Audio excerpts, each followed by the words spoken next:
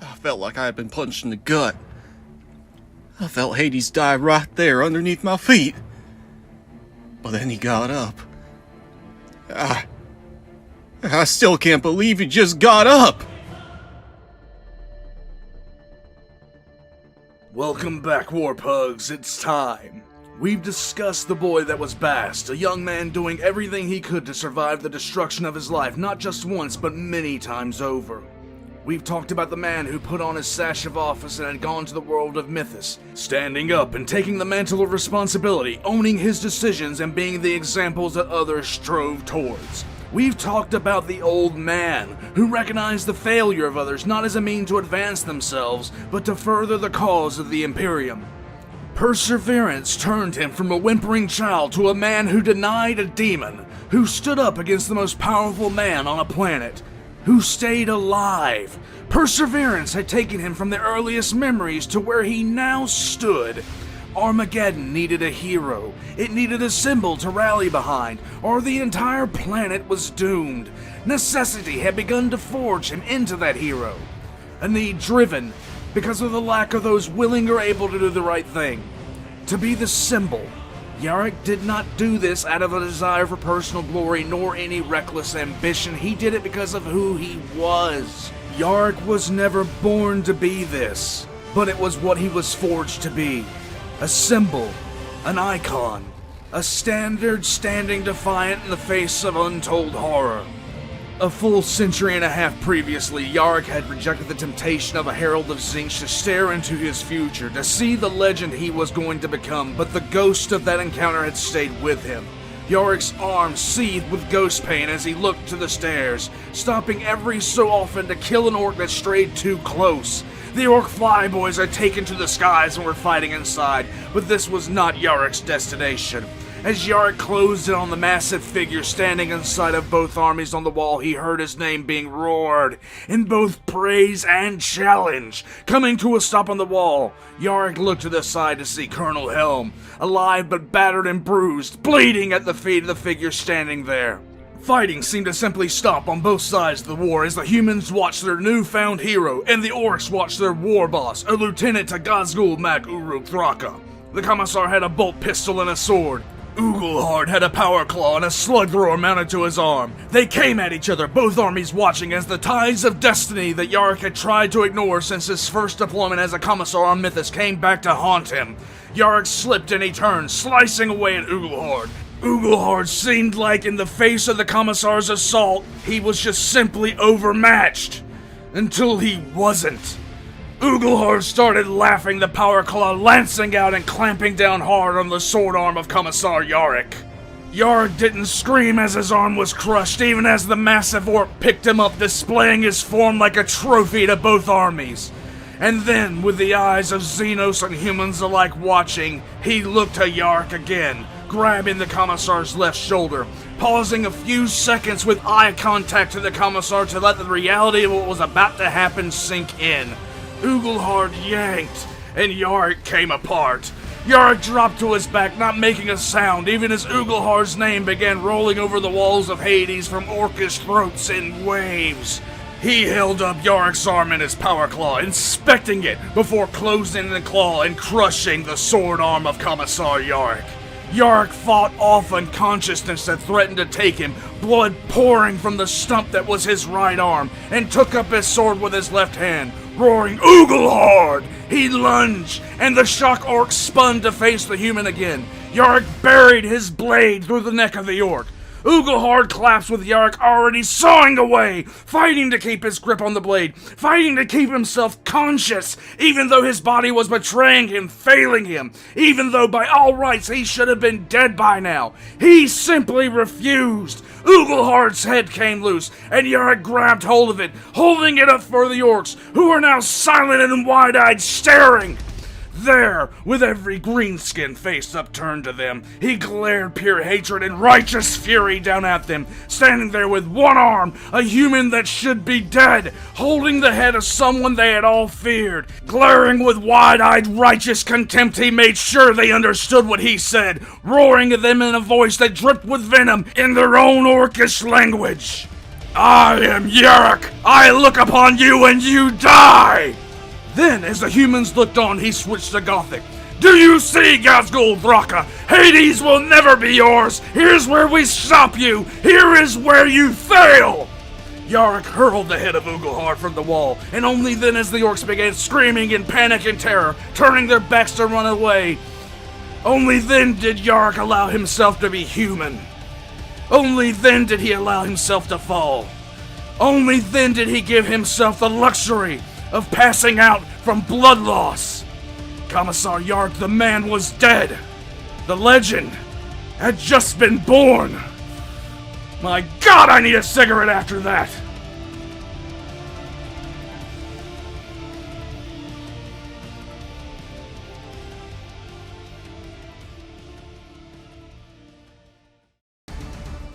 The arm of Uglehard was taken and modified for Yarrick's own personal use, and from that point, Yarrick controlled the war effort to stop the orcs from taking Hades itself, as well as supporting the wider war for Armageddon. During a brutal firefight a few weeks later, he lost his eye, but after overhearing that the orcs fully believed that if he stared at them hard enough they'd die, he had his eye replaced with a laser bionic, which was called the Bale Eye, which fully meant if you breathed wrong and the Commissar gave you a hard glare, your skull would pop like a balloon. For the rest of the war, Yarrick fought alongside the Steel Legion. He was always in the front lines of every engagement, the orcs being so abjectly terrified of him that they would almost break and run the second he was sighted on the battlefield. Yarrick had used the time before the siege well and continued to do so. Anytime he could fly supplies out to the other hives, he did. The good Commissar flew shipments to any hive in Armageddon Prime that was still resisting, while at the same time trying to keep Hades alive and fighting, which was no mean feat considering the lack of preparation in general. In Hell's Reach, the citizens heard about what happened and what was going on in Hades' hive, and while they knew the situation was hopeless, the example of Yarrick had given them one thing they needed to stand and fight. An example, a symbol of pure, unrelenting defiance. As much of the civilian population as was possible had been evacuated from the city by converted Promethium and cargo haulers, but once the last ship had sailed from the docks, those that remained turned and faced the orcs. Hell's Reach's defenses, although already breached, sundered, and almost destroyed by Hermann von Straub himself and the Hive, all but lost, reached a fever pitch that was downright fanatical. Civilians were strapping explosives to themselves and diving from building rooftops directly into the orc lines of assault, using dead man switches to do the most damage. Crane drivers were welding plate steel to seal themselves in, and using the cranes to attack gargants. Truckfuls of explosives were loaded, welded, sealed, and then driven into the advancing orcs, only detonating when the driver themselves was cut out of the cab and killed. The orcs had run up on Hell's Reach and were trying to run its fade, but it was going so badly that the orcs themselves started to flinch. Each and every civilian and guardsman left swore to make the orcs pay for every inch of territory they took. Civilians attacked the orcs using improvised weapons, cutting pipes off of the hives themselves, fashioning them into spears, axes, and clubs. They attacked the orcs and sold their lives viciously, with even the orcs themselves wondering if the death toll that Hell's Reach was exacting was actually worth it. The story of the fall of Hell's Reach is full of incidents of absolutely insane acts of heroism and suicidal bravery. Finally, as the last day dawned on Hell's Reach in the Second War of Armageddon, a psychic attack was unleashed by the orcs using a massive number of Weird Boys, the orc equivalent of Psychers, which was the nail in the coffin for the defenders of Hell's Reach. When the orcs entered the city, there was nothing but a ruin, with carpets of corpses, human and orc alike, and few surviving humans whose minds had been completely burnt out by the Weird Boys' assault. The orcs had taken Hell's Reach, but it was a Pyrrhic victory at best, and they were not Astartes defending this hive. They were just humans, in rags, in robes, wielding whatever came to hand. They died not to defend the hive, which they already knew was lost. They died to make the orcs pay. They died to punish the orcs as much as they could. At the end, standing in a literal graveyard, the orcs looked at the avenues of the dead and the losses they had taken and asked themselves if it was actually worth it. Let me rephrase that. The fight against the humans of Hell's Reach was so traumatic, it gave the orcs PTSD. And what was the Overlord of Armageddon doing at this time? I'll give you a dramatic reenactment.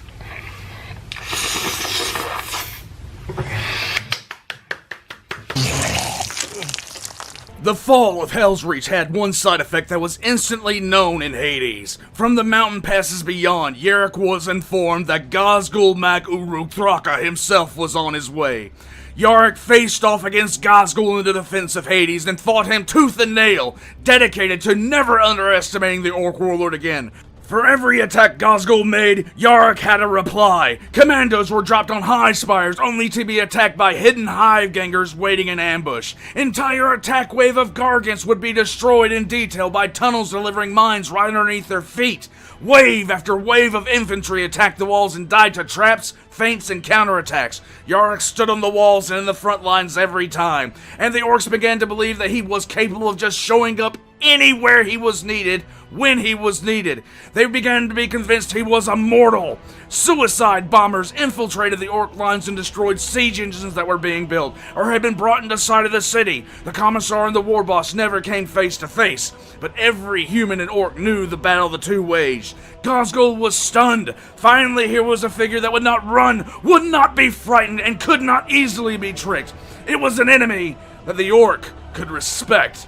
The situation inside the hive was desperate. The population is starving and eating anything they can find, including dead orcs, to stay alive.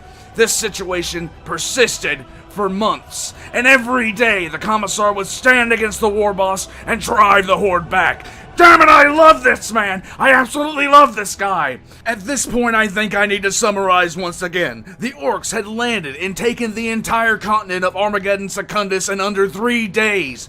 By the 5th day, they were wiping out the Legio Metallica and walking into Hive Infernus. Without Yarrick, the rest of the planet would have fallen, even with the orcs taking their time, by the end of the 2nd week, but Yarrick stopped them cold at Hades. The example the Commissar had set galvanized the rest of the world, and a war of rapid conquest was halted dead in its tracks. The orcs were still winning the war, but now they were paying savagely for every step of ground. In the first week of the war, the orcs had taken an entire continent, but now their conquests week by week were measured in street names or nothing at all, with a death toll that was considered extreme even for the greenskins. The siege of Hell's Reach had lasted months, with the Commissar extolling the sacrifice and virtue of the hive daily over the Vox for the entire population of the planet to hear. Hades was performing a logistical miracle, supplying any hive city they could with anything they had to spare. All the while, Hades was keeping the bulk of the orc horde at bay. The fall of Hell's Reach had the opposite of the effect that a city's death would normally have, with the humans of the remaining hives looking to Hell's Reach as an example and being spurred on by Yarrick to greater and greater heights of bravery and outright zeal. While the 40k equivalent of Duel of the Fates was reaching its crescendo at Hades, the orcs that had been at Hell's Reach had apparently gotten therapy and were now on their way to Hive Acheron, one of the last hives not currently under siege by them. Hermann von Straub decided now was a great time to earn some good guy points and contributed to the defense of the hive by sending 20 regiments of... Wait a second, hold on a second. Wait a second. Never mind. 20 guards that he didn't like. And happy thoughts. I hate him. Acheron didn't have the resources of Hades or the manpower, and it didn't have Yarrick himself. Within days, the orcs had stormed the outer hive and were laying siege to the core of the hive's inner walls. The hive's governor actually wasn't a garbage bag of humanity and refused to surrender, making hourly speeches to his people, but nothing could stop the orc tide. As the battle raged at Hades still, the orcs pierced the inner walls of Hive Acheron and prepared to swarm the hive. The defenders stood stoically, prepared to sell their lives as dearly as possible, prepared to stand to the last against the rolling waves of orcs coming against them. They prepared to go out like Hell's Reach. Yarrick was listening in to the Vox communications. He was listening to the death of yet another city. Then suddenly, different kinds of sounds began to be heard.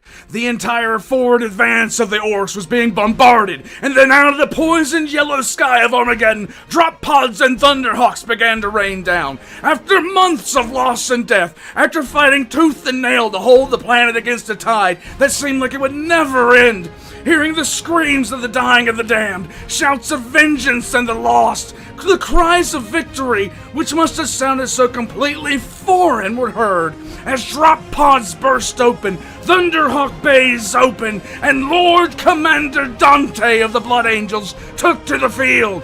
The defenders of Hive Acheron swarmed out of the inner hive, joining the Blood Angels, taking revenge on those that dared defile their city. The citizens of Acheron were well and truly pissed off. If the Blood Angels had not arrived, the orcs would be delightfully stomping their way through their homes. But now... Come on! You were talking all that good shit a second ago! What the fuck? Give me a hug! The orcs tried to flee the hive in an absolute panic, but between the Blood Angels and the citizens of Acheron, few made it out alive. In Hades' hive, starving, surrounded by the orc horde led directly by Godskull himself, I can only imagine how Yarrick felt, knowing that he had done his duty, knowing that he had stayed the course. Regardless of what happened now, Armageddon was saved. And what was Herman von Straub doing at this time? Well, the Overlord was rather pissed the Space Marines were there at all. You see, he had this well in hand. How dare Lord Commander Dante do this? Who the hell did he think he was? Well, Dante had taken a look at what had happened up to this point and put the great Girthy one on house arrest pending a trial. And when he laid down the charges for the hog beasts, the size and scale of them caused von Straub to jump in a speeder and run like hell. Flashback. 43,339 counts of incitement to violence. 38,174,639,274 counts of biggest murder. 22,398 counts of insurrection and treachery. 211 counts of unholy insubordination. 2,238 violations of imperial decree. 99 counts of evasion of duty. 39,492 counts of larceny. 883,204,294 counts of heresy. 3,994 counts of unlicensed invasion. 112,992 counts of dereliction of duty. 324,882 counts of unlawful impersonation of an officer. 33 counts of indecency. 23,391,349 counts of flagrant disregard. 3,003,927,371 counts of willful endangerment. And 2 counts of improper dress. End of flashback. Hades was barely hanging on, despite the defense of Yarrick. The sheer weight of numbers was constantly pressing down on the hive's neck. Lack of food and supplies was reaching a peak, and as the Lord Commander redeployed to Tartarus to attack the orcs which had breached the hive and were overrunning it, Hades began suffering setback after setback. Months of stretching the meager supplies of the hive had finally reached a breaking point, and guns began to go silent. Food was non-existent, and any medical supplies had long been exhausted. At Acheron, the Blood Angels' forces were joined by the Salamanders and the Ultramarines when the 3 chapters pushed the orcs out of the fight. Within days of the Astartes arriving, the orcs were being shoved back. It was then the Astartes turned their attention to Hades. Hades had held out against the largest orc force the galaxy had seen since the War of the Beast for months. Without support or resupply, Yarrick had marshaled the defenses of the hive and brutalized the orcs, and matched against Gazgul for nearly all of it in strategy versus counter-strategy. A mass of reinforcements coming to Gazgul from other defeated forces in the warband finally drove the nail in the coffin for Hades itself. The defenders were starving to death, and had sustained themselves for months on rats, roaches, and dead orcs. They had all been wounded. They had all fought on past the point of exhaustion. When the final push came, the Astartes were only hours away, but the hive was overran. The orcs butchered the remaining defenders, and by the time the Astartes arrived, there were only scant thousands of humans left in the city, with Yarrick once again in the front, surrounded by piles of orc corpses. Yarrick had held. Despite everything, despite every odd, every horror the orcs could throw at him, Yarrick had held.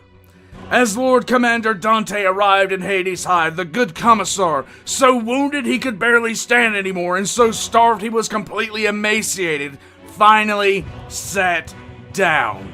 Lord Commander Dante took over ground forces on Armageddon, and during this time, Yarrick was being celebrated as the man who had saved the planet from falling into the hands of the orcs. His name was spread to every corner of the Imperium, and finally, the good Commissar could rest and be content that he had done his best, that he had done his duty, and done it well.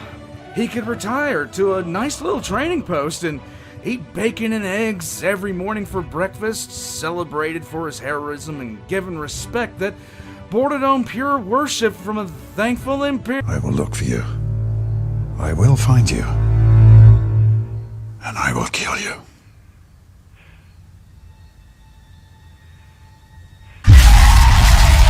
Within only months of recovering, Yarrick returned to active duty, and the first thing that he did was use every bit of his celebrity status to gather Imperial forces to go after Ghazghul, who was now being called the Beast of Armageddon. Yarrick was going to run that orc down, and use his adamantium-plated skull as a piss pot or die trying.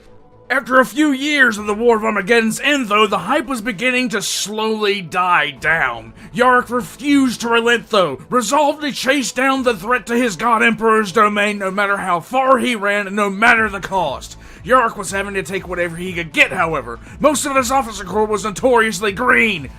But in some cases, he got some great stuff. For instance, he got his own specially modified Baneblade, which was named the Fortress of Arrogance, that literally had a pulpit with a Vox transmitter so he could spew out hatred at whoever he was running down. His pursuit came to a head on the planet of Golgotha. While Titans engaged the Gargants and the Orcs, the Commissar was running down Ghazghul. Suddenly, one of his commanders called out that there was going to be a delay. The commander, some prick named Rouge, was so green he was almost an orc himself in terms of experience. Stopping his convoy, Rouge was trying to solve a problem, only to find his position absolutely swamped by orcs in their millions. Ghazghul had been a very busy bit of fungus, and Yarrick's entire position was under assault. When trying to withdraw, Yarrick saw that the Titans in the distance were being bombarded from orbit. Typically, this is a cause for massive amounts of alarm. This raised a fair amount of questions that were answered by the fact that a Space Hulk had pulled into orbit. This is a bad sign, and only got worse when the topography started literally pissing orcs. The ambush was total, and barely anyone made it off the planet alive. Colonel Helm, who had stayed with Yarrick to chase down the Beast of Armageddon, was ordered by Yarrick himself to lie to the men to get them to go off the planet because they wouldn't leave without the Commissar. Yarrick himself was thrown off the Fortress of Arrogance when it drove right into a Gargant and fired all of its cannons. The force of the blast disabled the Baneblade and destroyed the Gargant. Yarrick himself was thrown against the tracks of an orc battle fortress, and his greatcoat was caught in the wheels, with the fortress itself coming to a stop. It was there, pinned and barely able to move, surrounded by the worst defeat of his career, that Yarrick came face to face with Ghazghul. The orc was massive, dwarfing even an Astartes, and with what for Ghazghul passed as the gentlest of backhands in history, he knocked the Commissar out. Yarrick woke on board a Space Hulk, hanging from chains over a pit. His mechanical arm was gone, his bale eye had been removed. Within a few moments, he and Ghazghul were eye to eye. Yarrick and the massive orc were in a stare down until Yarrick vowed to kill the war boss, and Ghazghul turned away. One of the other orcs, thinking that for some reason this gave him permission, tried to attack Yarrick, but was promptly informed of his breach of decorum when Ghazghul snatched him up and crushed his neck, tossing him into the pit. After a few seconds of simply watching the Commissar and not speaking, Ghazghul broke the chains that held Yarrick up and let him fall as well.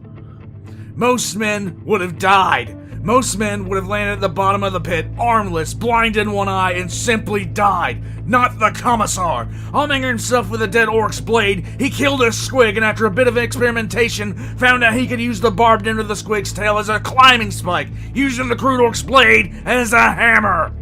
He then took his new blade and went off to commit an ecological war crime. Tail after tail, nail after nail, he climbed the side of the pit, becoming so taken with the task that he kept going without ever looking up. By the time he was finished, he had made the local squig population an endangered species. He had made a ladder out of squig tails all the way to the top of the pit, and without a word, he came out of it and slaughtered the two guards that were standing there. His escape plans were thwarted, however, and as a mass of orc guards subdued him, he heard Ghazghul's laughter. He was taken to the slave pits and thrown inside, but it wasn't long before he organized a rebellion due to the lack of union wages. Rouge, as well as a medical officer, were his chief lieutenants, alongside someone who he would most likely have killed outright at any other time. One of the prisoners, Barrowman, had seemingly betrayed everything humanity had stood for, and was a guard for the orcs. He was given a larger cage and more food, and insults were hurled constantly at him, but he took it all in silence. The good Commissar did a quick mental calculation and decided that Barrowman would be better off past tense. He got his chance when he snuck up on Barrowman, who was beating an old man, apparently for being old. Even as Yarrick raised a glass shard to kill Barrowman, he heard him whisper a question to the old man, who responded back in what Yarrick could only understand as a joyful expression of thanks. Barrowman broke the old man's neck, and then he turned and faced Yarrick. Yarrick added a factor to the mental calculation. Barrowman had given the man peace. He was playing the role of the prison guard for the Yorks, but he was actually doing the only thing he knew how to release those that were suffering from their pain. In a strange way, Yarrick understood. When the rebellion happened, understandably, the human casualties were absolutely ridiculous. A bunch of starved slaves weren't going to stand up to the Orcs on their own ship. The goal was to get away, warn the Imperium, and prepare them for the war that was to come. And hey, if on the way out they got the chance to piss on Gazgul's favorite hair squid, good on them! Guided by a man who possessed an eidetic memory, they closed in on a hangar with a lighter that was, the last time they had saw it, functional. They kept running over the corpses of past guests of the Orc, and at one point I swear I saw something about a poker room with a skeleton waving at them. The remaining humans came to the hangar and were mid-plan, when suddenly an Orc with a long rifle and a scope fell from a high-rise and landed flat on the ground. An Orc sniper, if you will. Well, apparently they exist. I'm just gonna go sit down now. I think my brain just imploded. Yarrick convinced himself that the Orc had simply fallen, but all the while he felt the phantom of a shot that had never come. When they came inside of the lighter, the plan changed, apparently due to the fact the lighter had seen some recent improvements from the Orc. If you need me to elaborate, they were converting it either into a cupboard or a crap shack, and possibly both. We have no way of knowing. With escape no longer an option, the plan became to find Gazgul's temple and shank him until he stopped doing things that angered Yarrick, like breathing. The would-be pilot of the lighter sacrificed himself as a distraction, boarding the lighter and firing every weapon it had while the rest of the humans escaped. By ones and twos, the remaining humans sacrificed themselves to buy Yarrick more time. Finally, it was just Rouge, Barrowman, and Yarrick. Rouge, being the coward that he was, broke and ran, convinced that he could surrender to the Orcs and be a good little boy for them as a slave. Well, he had at least one of those right, I guess. Barrowman and Yarrick went on without him, breaching the final descent to the Temple of Gazgul. As they ran, they destroyed the path behind them, and right at the doorway, Barrowman sacrificed himself so Yarrick could go on. Yarrick kicked open the door like he didn't have any home training, but Gazgul wasn't home. But also, the place that he was in was not a temple. It was the command center for the entire Hulk. He looked out of the massive eye slits of the Hulk, seeing titanic engines all pointed in different directions. The hamster in Yarrick's head started sprinting, and he hatched a scheme that was 2 parts good time and all the way war crime. Hearing the Orcs breaking through the walls trying to reach him and seizing on the last chance he would have to hurt the beast, Yarrick checked the box for genocide and activated every single engine. The Space Hulk began to tear itself apart as hundreds of engines all fired in different directions, explosions and detonations rocking the entire ship. Up became down, and gravity was reversing itself as the entire apparatus began to tear itself apart. As the Orcs breached the wall, Gazgul came through, howling in what Yarrick took for rage. Yarrick was finally succumbing to his injuries, even as the floor gave out underneath him. Yarrick glared hatred at the massive Orc even as it began to fall, but he noticed that Gazgul was not mad. Gazgul was ecstatic. Later on, when Yarrick woke up, he boarded a one-man transport, and he left the Space Hulk behind. When he arrived with the warning of the Orc war boss's new power, which far outstripped the old, planning began in earnest. A full military campaign was launched to retrieve his Baneblade by the Astra Militarum as an apology for ever doubting him. Imagine, if you will, the amount of clout you have to have when you just wistfully say, "I miss my tank," and somehow that's enough to launch a major military campaign. After 2 decades of being gone, Yarrick's ship was the last one to arrive in Armageddon before the arrival of the Orc warlord, and the people cheered as he took his first steps back onto Armageddon. Yarrick was instantly made leader of the military council until the end of the crisis by General Kurov, and 50 years to the day after the initial invasion of Armageddon by Gazgul, the Orc returned to the system. I will not go into too much detail on what Yarrick did during the Third War of Armageddon, mainly because there's not a lot of information on any direct actions he took, and because the fact of the matter is the Third War of Armageddon deserves an absolute series of its own to do any justice. Needless to say, before it even kicked off, everyone already knew who was going to be running things and how it was going to be ran. The Third War of Armageddon was nothing more or less than a repeat of the Siege of Hades from the Second War on a planetary scale. Yarrick commanded the entire combined might of the Astra Militarum, and as the war dragged on, he once again played a game of lethal regicide with the Orc war boss, once again with the two of them never once seeing each other. On a planetary scale, Yarrick and Goss fought back and forth for months, with Yarrick doing his best to counter every offensive move the Orc took. Yarrick at this point was ancient by human standards, but not once did he falter. When an event known as the Season of Fire ended the main body of the war, it became known that Ghazghul himself had left the planet. Yarrick was decidedly pissed. Once again, he could only sit there and growl at the stars. What to do now? Oh well, hero twice over? I assume it's time for the old man to sit back and rest on his victories and service to the Imperium. It's time to...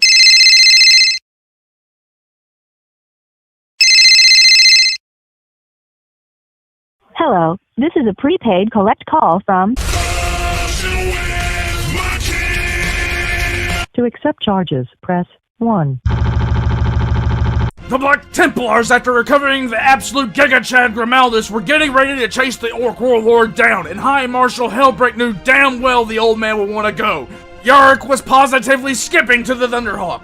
And just so we end off the whole Armageddon thing on a positive note, good old Hermann von Straub got yeeted into a volcano by a member of the Last Chancer's Penal Legion.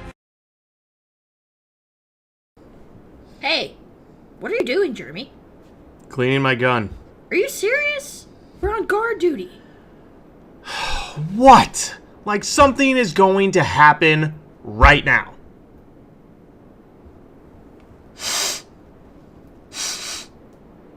Do you smell bacon? The whole planet smelled like crispy bacon for months. A marked improvement. Yarrick set off immediately, and his influence ensured that every single ship that could come with him did. The Black Templars hunted the Orc war boss down, finally cornering him in a region of space known as the Haunted Gulf. The combined Black Templars and Imperial Navy fleet decimated the Orcs, reducing the fleet down to Ghazghul's flagship. Yarrick was preparing to board alongside the Black Templars to give the war boss a token of his affection in the form of a bolt shell to the brain, or 12. Suddenly, a wave of green energy erupted from Ghazghul's kill cruiser, disabling the Imperial ships. Yarrick could only watch again as somehow Ghazghul vanished into the warp. Yarrick's level of pissed off was so extreme it broke the gauge because once again, Ghazghul kept on leaving before Yarrick could express how he really felt about the big clump of fungus. Yarrick has for centuries been at the forefront of every engagement he's been in, following the creed and the code of his responsibilities to the letter. He didn't seek the role that eventually fell to him, he took it on with the strength, devotion, and yes, humility that he bore throughout his storied career. I knew from the first mention of him I wanted to know more, and that for some reason this man spoke to me. His story spoke of discipline, truth, and most importantly, perseverance in the face of hardship. At any point in his life, he could have laid down and died, and no one would have ever faulted him for it. No one except for him. He held himself to a standard that was simply impossible, and he fought against complacency. His duty to him was everything. His service to the Emperor was all. He never shirked from responsibility. He never backed down from the horrors that he faced. When faced with the impossible, he found a way to make it possible. When no one else would step forward, he did. When no one else was willing to do the right thing, Sebastian Yarrick did it for them. He took no pride in this. He took no pride in the fact that he was a hero of the Imperium, save for the fact that he had done his duty. When the Imperium was on the verge of being brought to its knees, an old man stepped forward and fought back the darkness. Even when his reputation was at risk, even when his life was threatened, even when it cost him an arm and an eye, Yarrick kept going. To him, safeguarding the Imperium was all that mattered. For the sake of the Imperium, for the sake of humanity, he endured. He persevered. But of all the honors and celebrations in his name, of all the ships and stations named in his honor, there was only one event that sticks out where Yarrick's character, his will, and his tenacity in the face of overwhelming odds was put on display. Those of you familiar with how Yarrick got away from Ghazghul might be wondering why I didn't mention what happened when he woke up after trying to destroy the space hulk he had been imprisoned on. Let me tell you that now. Yarrick woke up complete, feeling his power claw had been reattached, and as he opened his eyes, his bale eye was back in its place. He sat up in a room of horrors. He was still inside the Space Hulk. What shocked him was that his eye and arm had been reattached correctly, and with great care. Slowly, he walked to the door and opened it. Howls of abject jubilation greeted him as the orcs that had waited on him to wake up roared their approval, and Yarrick began to walk. The orcs were celebrating, standing in the wreckage of the hulk that Yarrick himself had nearly destroyed. They lined the halls in their thousands, cheering on the old man of Armageddon as he walked in a line that the crowd of orc bodies was leaving open for him. Yarrick had seen more than enough parades to understand that he was on one, and he was the one that the orcs were celebrating. He walked the corridor, taking part in, as he put it himself, the most obscene victory parade of his life. The Hulk was in shambles, barely kept together, and Yarrick knew just enough of it had been rebuilt to put on this spectacle. His victory, his demonstration. After some time, after walking through the halls upon halls of orcs, he entered a launch bay. And there, standing on a platform that held a single small in-system shuttle, was Gazgul Mac Uruk Thraka. The massive orc waited for him at the entrance ramp to the shuttle, and even as Yarrick came close, the huge war boss leaned down to come face to face with him. Gazgul spoke to him, not in Orcish, not in Low Gothic, but in High Gothic. The war boss congratulated Yarrick on a good fight and said that Yarrick was his best enemy. He released him, telling Yarrick to go to Armageddon to prepare for Gazgul to come back to the planet. As Yarrick boarded the shuttle, he found out that there was a pilot there, Roge, who had run away like a coward and tried to submit to the orcs, had run directly into Gazgul, and had promptly betrayed Yarrick by telling the war boss where the Commissar was. Gazgul had rewarded him for this betrayal by handing Roge off to his best Mad Doc, who turned him into a fully sentient and aware servitor.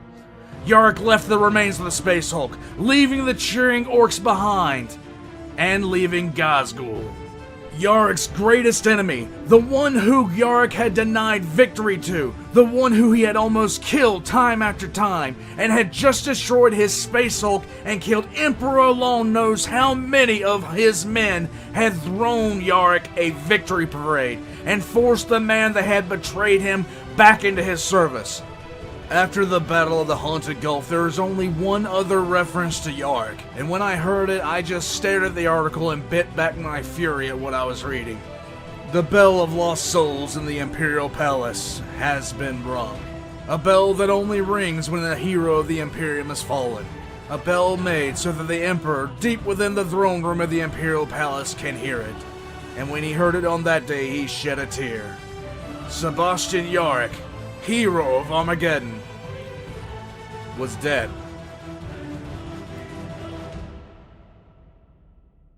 Or is he?